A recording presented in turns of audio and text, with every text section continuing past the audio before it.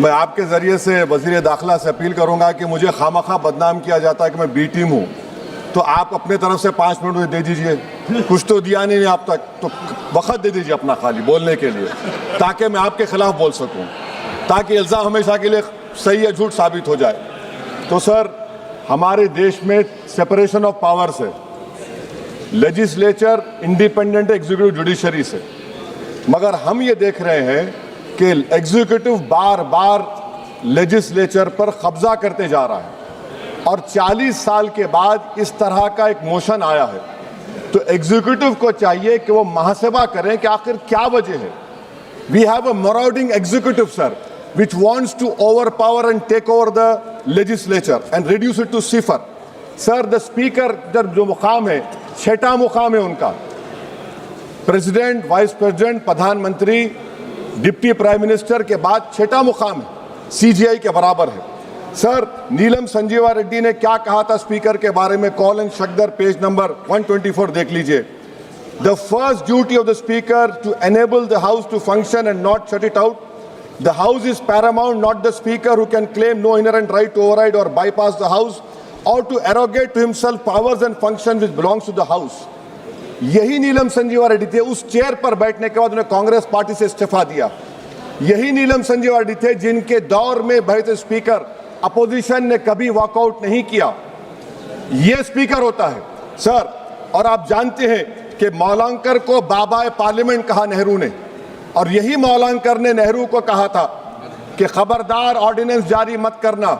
यही मौलांकर ने कहा था कि पार्लियामेंट को अगर कामयाब होना है तो एग्जीक्यूटिव से उसको आज़ाद रहना पड़ेगा।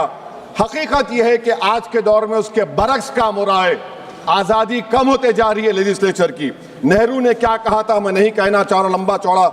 सोमनाथ चटर्जी ने इसी कुर्सी पर बैठकर सुप्रीम कोर्ट की नोटिस को नकारा और कहा कि सुप्रीम कोर्ट को कोई अख्तियार नहीं है लोकसभा के अंदरूनी प्रोसीडिंग में मदाखलत करने का। सोमनाथ ने कहा था आर्टिकल 105, 122। सर, यहाँ बहुत से लोग नहीं जानते, 1962 में मरीराम बागरी MP थे हिसार के। कौन थे ये शख्स जिसको नेहरू ने कहा इज वेरी ट्रबलसम? कौन था मरीराम बागरी जिसको 7 दिन के लिए डिसरप्शन पर सस्पेंड कर दिया गया, 30 दिन के लिए स्पीकर ने बैन कर दिया। नेहरू के घर पर जाकर प्रोटेस्ट किया, पुलिस ने FIR दर्ज किया, पुलिस अरेस्ट करने आई और ये बागरी साहब हुकुम सिंह स्पीकर के पास आकर के मुझे अरेस्ट से बचा लीजिए। स्पीकर ने कहा कि पार्लियामेंट के उस ग्राउंड में जाकर रह जाओ। बागरी साहब ने टेंट लगाया वहां पर, अरेस्ट नहीं कर सकी पुलिस। 65 में पार्लियामेंट से बाहर निकले, पुलिस ने अरेस्ट कर लिया। और इन आंखों ने वो नजारा भी देखा कि ये सुप्रीम पार्लियामेंट में 2016 में एक आर्मी के टैंक को लाकर उसकी तोप को पार्लियामेंट के बिल्डिंग के सामने खड़ा कर दिया गया। ये लेजिस्लेचर की तौहीन नहीं तो क्या है मुझे बताइए सर। स्पीकर के कान नहीं होते, स्पीकर की आंखें नहीं होती हैं। स्पीकर आंख से देखता है तो लेजिस्लेशन की आंख से देखता है। स्पीकर अगर अपनी कान से सुनता है तो लेजिस्लेचर के कान से सुनता है। Sir, I must say sir, we are members of the free parliament. We are not bonded laborers of any political party over here, sir. Let me also tell you, sir. संसद को आप चलने ही नहीं देंगे, और क्यों नहीं चलने देंगे? सिर्फ एक जिद की वजह से। और जिद पे क्या याद आता है? अधिकार, बोलने का अधिकार, बोलने का अधिकार। आपकी ड्यूटीज कहां जाती है? My right to move my hand stops when the nose of the other person starts. आपको रुकना होगा, आपको अपनी जिम्मेदारियों का एहसास करना होगा, और आपकी जिम्मेदारी ज्यादा है। आप विपक्ष हैं, विपक्ष का काम है सरकार को घेरना। घेरिए। रोज सुबह हम मंत्री तैयारी करके आते हैं, रात रात भर हम लोग बैठते हैं कि कल सदन में सवाल है। पूछिए सवाल, देंगे हम जवाब। अकाउंटेबिलिटी तय कीजिए, बट अकाउंटेबिलिटी तय करने की रिस्पॉन्सिबिलिटी आपके ऊपर है। ये आपकी जिम्मेदारी है कि हमारी जवाबदेही को आप तय करें, पर यह जवाबदेही आप तय नहीं कर रहे। प्रश्नकाल नहीं चलने देते, शून्यकाल नहीं चलने देते। क्या ये वो मंच नहीं है? सदन में सिर्फ आप एक विषय पर बोलेंगे तभी आपकी बात दर्ज की जाएगी। और यही कारण है यही कारण है कि एक के बाद एक देश की जनता इन्हें नकारने का काम कर रही है। मैं बिहारी हूं, बिहार की धरती से आता हूं।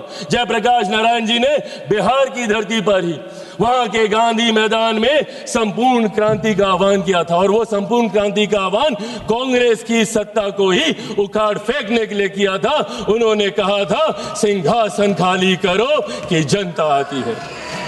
और आज वही काम देश की जनता के समर्थन से मेरे प्रधानमंत्री कांग्रेस मुक्त भारत करने का कर रहे हैं। क्यों? क्योंकि आपका आचरण ऐसा है। इस तरीके के आचरण को कतई नहीं स्वीकारा जा सकता। सदन में इस तरीके से आना, टेबल पर चढ़ जाना। मैं खुद सनातनी हूं, मैं मानता हूं अगर ये लोकतंत्र का मंदिर है तो यहाँ पे रखे कागज, टेबल, कुर्सी मां सरस्वती का रूप है। किस तरीके से आप कागज फाड़ते हैं, एसजी साहब के टेबल पे आप खड़े हो जाते हैं, चेयर तक आप जाने का काम करते हैं। इस तरीके का आचरण, और कैसे हम इसको न्यू नॉर्मल मान लें? क्योंकि ये आचरण निरंतरता में होता गया तो परंपरा बन जाएगी, और परंपराएं उदाहरण बन जाएंगी। और कल जो हमारी जगह यहाँ पे बैठा होगा वो आज का उदाहरण दे रहा होगा। इसीलिए जरूरी है आज की तारीख में हमें अपने आचरण को सुधारने की।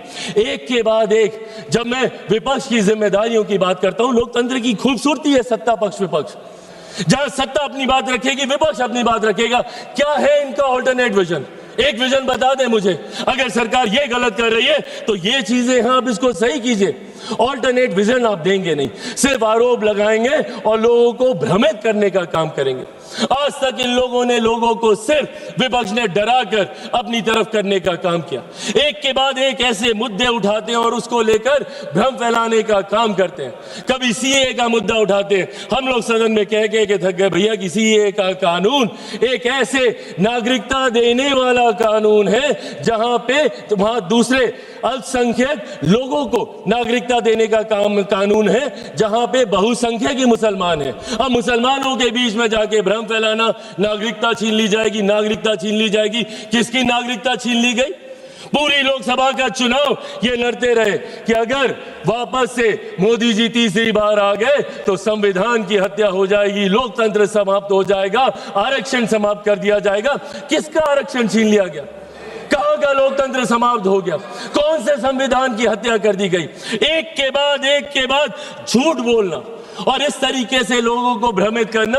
और अब नया हथियार इनको मिला एसआईआर को लेकर। एसआईआर को लेकर सदन नहीं चलने देंगे, उसको लेकर हंगामा करेंगे। अरे प्रभु, एसआईआर पहली बार थोड़ी हुआ, आपके समय पे भी हुआ था।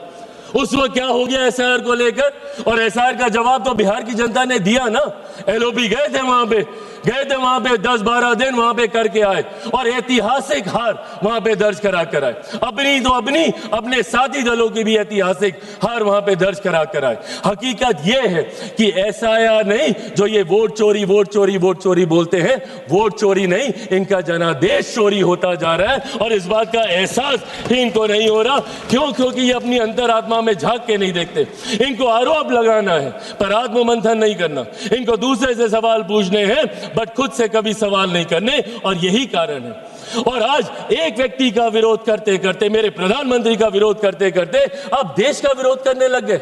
एआई समेट जहां पे अंतरराष्ट्रीय जगह से लोग आए हैं, इंटरनेशनल मीडिया वहां पे मौजूद है। और क्या कर रहे हैं आप? और एक ऐसा समिट जहां पे दूसरे देशों के राष्ट्रीय अध्यक्ष आकर हमारी प्रणाली की तारीफ कर रहे हैं, जिसका विरोध इन्होंने उस वक्त भी किया था।